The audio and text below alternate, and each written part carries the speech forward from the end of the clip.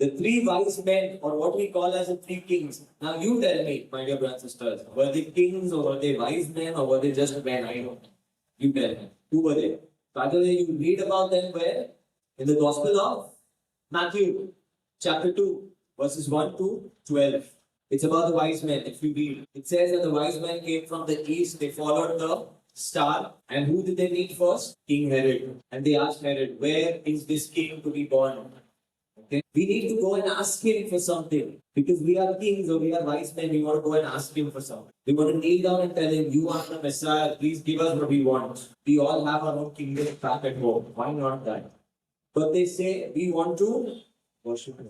My dear brothers and sisters, as I was reading this scripture and I was reflecting on it, I was just asking myself, why are these men really called wise? Because there's one thing you and I must know, that knowledge can be gained from the world, but wisdom can come only from God. If you see these men, they knew, they had read about this Jesus who's to be born, this Messiah who's to be born. The wisdom, my dear brothers and sisters, is after they gained this knowledge, they put it into action. What was their action? Their action was that we know there is a Messiah, we must go and pay him homage. We must go and worship him. That is what tells us that these are wise men who were truly seeking the presence of God, who learned about God, who knew maybe, but they put it into action. Let's look opposite. Let's look at King Herod. Did King Herod also come to know that there is a Messiah to be born? He didn't know at first. But later on, he called his people in his court and he asked them to read the scripture from where did they read from? I think the scroll of Isaiah.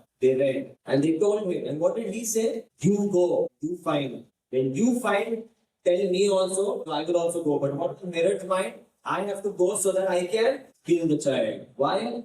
Because I cannot lose my kingdom. For me, the things in this world matters more. I need to seek what I want first. Whereas the wise men thought not about that. They went first to seek that king, that little baby in the manger, to fall on their knees and to worship.